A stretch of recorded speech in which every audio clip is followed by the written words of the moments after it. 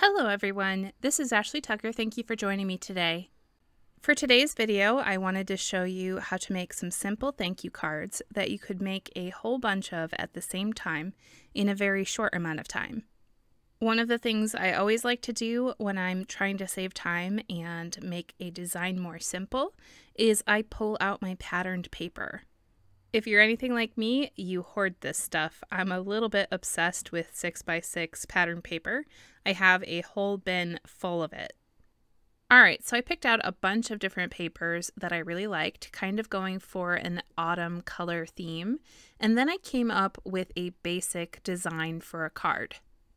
I think that it's important when you're going to make a large batch of cards like this that you come up with your design in advance and you go into it with a plan. It's so much easier and quicker when you do all of the die cutting for your cards at the same time and all of your stamping at the same time and just kind of streamline everything. So I came up with this design for my cards, and it's not going to be the same exact design on every card. I didn't want to make exactly the same card every time, although you could do that, but I'm using the same exact technique and layout. For the design that I came up with, I'm going to have a piece of paper on the top half of the card that has a fun die cut edge on the bottom. I picked out a bunch of different dies to do this so that I could get a different look for all of my cards. The first three panels that you've seen me cut, I used the Scallop Borders dies from Simon Says Stamp. These are border dies, so they are typically meant for cutting an edge like this. But I also wanted to use some dies that aren't typically used for cutting edges so that you can see how you can still get this look with all sorts of different dies. For example, right here you see that I'm using an oval die to cut the edge. I just had to make sure that the top cutting plate for my die cutting machine is only over the part that I want to cut. So you could do this with a lot of different dies that you might already have in your stash. Here's another example of a shape die that you can use. I'm using a large circle die in this case, and just like I did with the oval die, I taped it into place on my paper with some post-it tape, and when I ran it through my die cutting machine, I made sure to place the top cutting plate only on the part of the die that I want to cut through the paper. All of the cards so far have been portrait or vertical cards, but if you want to change it up, you can always do a horizontal or landscape card. So for this one, I'm taping a scalloped edge oval die so that it cuts the bottom portion for a horizontal card. This is a really easy way to get a different look using the same basic card design. Another way that you can really change things up is to use different colors. I used white cardstock for most of the cards, but for a couple of them I used some colored cardstock. Now I only did this with a couple of the cards because it does increase the amount of time it takes to make your cards overall. Because it's a colored cardstock, I can't simply stamp my sentiment. I have to either emboss it or do a sentiment strip, which takes a lot longer than just stamping right onto the cardstock. In case you didn't catch it, I'm not using a regular shape die for this card example. I'm actually using a bookmark die, which you typically wouldn't use for something like this. I think that there are a lot of dies that we already have that we could use for a card design like this, even if they aren't intended to be used like this. It's really good to find ways to give extra use to our dies. Dies are pretty expensive, so it's always good to get as much as possible out of them. For this next panel, I'm using this really pretty midnight green cardstock, and I'm using the same bookmark die, but this time I'm putting it on an angle for a slightly different look. I wanted to try to use this bookmark die for another card, but this time a horizontal card. I wasn't sure if I could make this work, but I thought I'd give it a try. The die isn't big enough to have it be straight across, so I tilted it for this really interesting asymmetrical edge. The thing that I had to be very careful with this was the placement of my top plate because I didn't want to cut anywhere that I shouldn't. But in the end, I managed to do it, and I think it creates a really interesting looking card. For my last two panels, I wanted to show you the most basic and easy way to do this card design. And that's just to cut it with your paper trimmer. You could do this design even if you don't have any dies. Okay, now all of the die cutting is done. I have all of the top panels for my cards. So now I'm going to start doing all of the stamping. And just like with the die cutting, I wanted to do all of the stamping at the same time to make it quick. All of these cards are going to be thank you cards. So what I did is I went through my stamps and I found 5 different stamp sets with thanks or thank you sentiments that I really liked, and I took those out. I then took those 5 different sentiments and I put them in my MISTI and I stamped them on my 11 different panels. I meant to make 10 cards for this video, but apparently I can't count because I ended up with 11.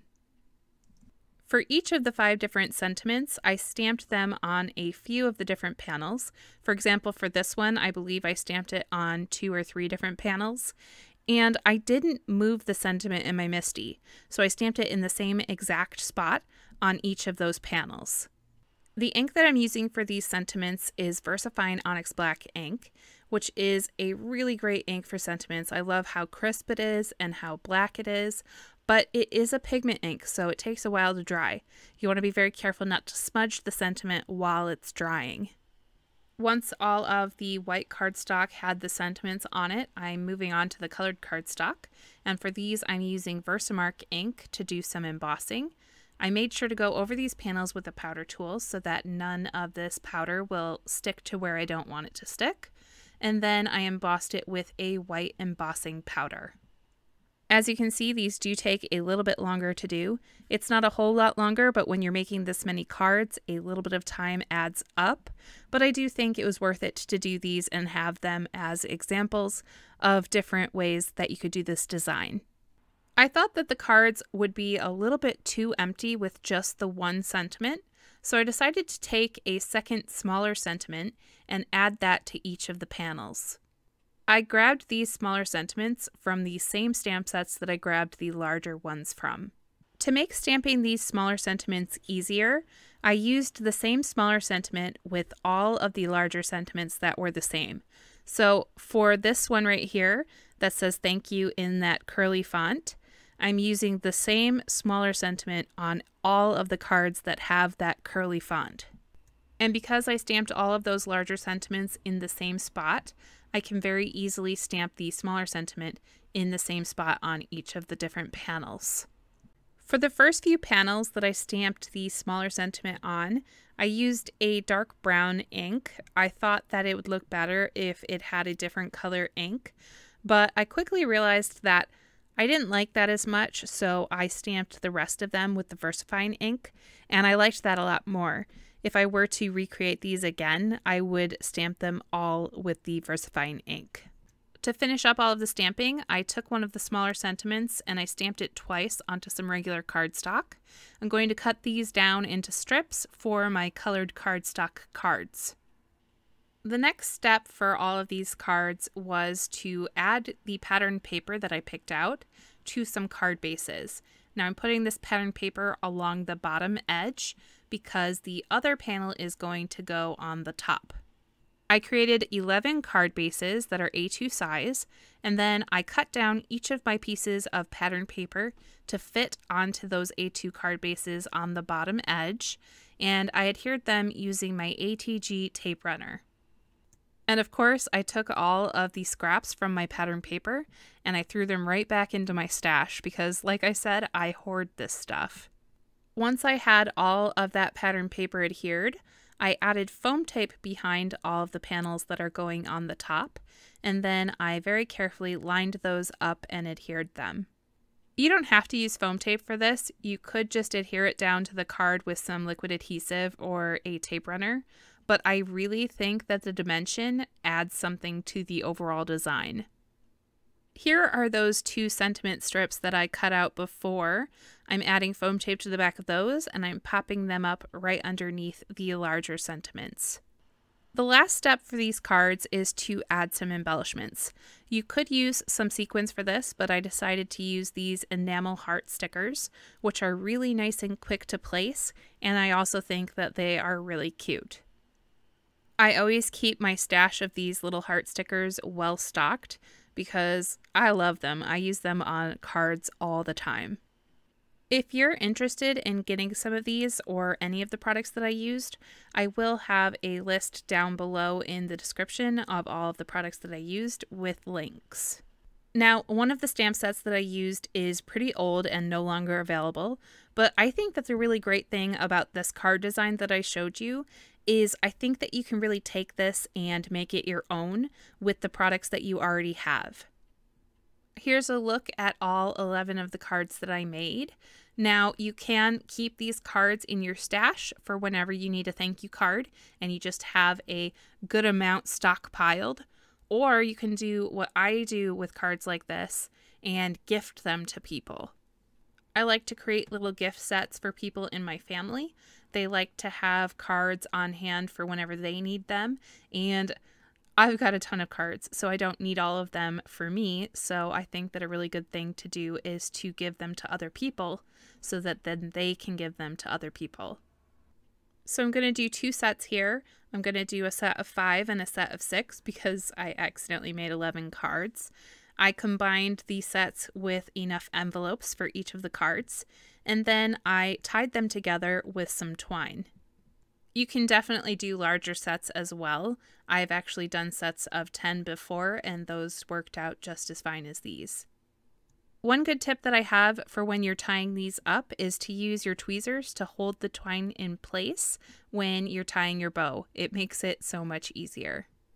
And you can see that this took me a little bit. I struggled for a little while with this bow, but in the end I do get it tied nicely and it looks really good and ready to go to a family member.